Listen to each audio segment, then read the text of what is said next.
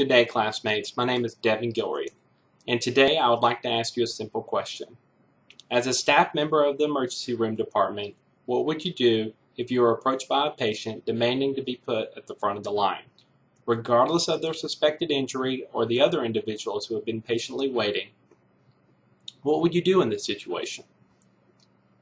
My presentation today discusses Chapter 16, Communicating Effectively with Patients Displaying Significant Negative or Resistive Coping Responses, found in Communication Skills for the Healthcare Professional, Concepts, Practice, and Evidence by Gwen van Servelen. This chapter primarily discusses ways to manage difficult patients by identifying common negative behaviors and their underlying meaning and therapeutic responses. Before going into detail concerning common negative behaviors, we first must discuss what defines a difficult patient. As presented, a difficult patient can be categorized into two subclasses.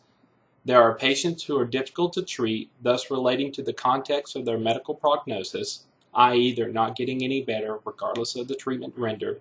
And then there is the focus of this chapter, the patients who are combative, resistant, and thus overall problematic in the healthcare setting, in which this relates in terms of communication and the patient-provider encounter. Next, I would like to discuss a few types of behaviors and their underlying meaning, giving an example of each. First, we have a dependent manipulative patient whose specific manifestation of behavior is controlling, passive-aggressive, and underlying meaning of this behavior is frustration, in terms of loss of control.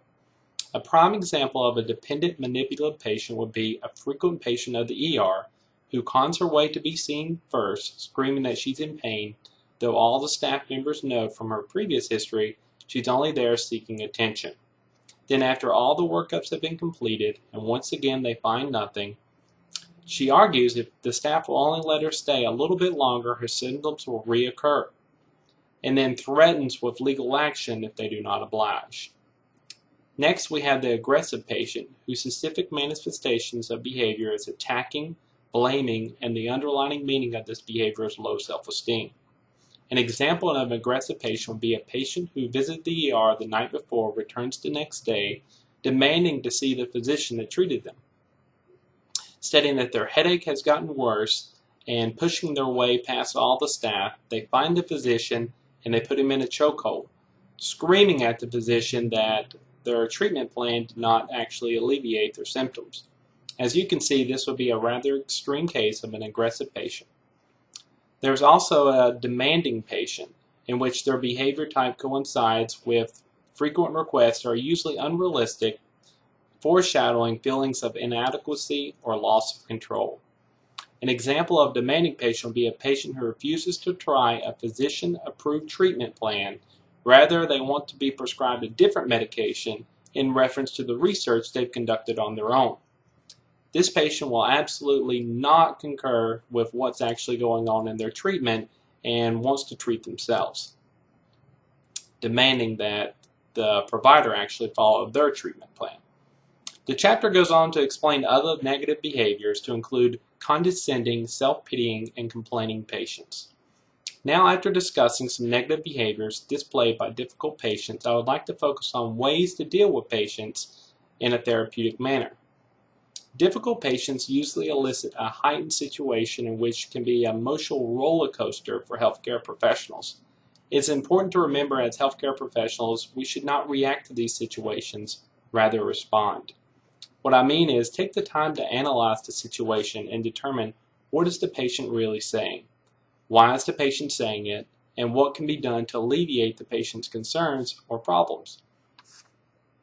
This chapter lists some guidelines to follow when dealing with difficult patients to include show respect, practice unconditional positive reward, show concern and interest, practice objectivity, and enhance awareness and observation skills. From personal experience, nothing is more important than showing a patient respect. To me, this means being punctual. Thus, if my appointment's at 1 o'clock, I'm in the treatment room ready to be seen at 1 o'clock, or one of the staff members is explaining to me why the provider cannot make his time. Also, respect means understanding the patient as a human being and not to be humiliated or poked or prodded. I've seen this too many times where healthcare clinics treat patients like cattle allowing students or underqualified staff to perform invasive procedures. If the medical student is unable to find a vein on the first or second try, then it's time to find another person with a little bit more experience. A little respect goes a long way in deterring patients into becoming difficult patients. Referencing the material I have presented today, I posted a few follow-up questions on the message board that I encourage you to answer if you have the time.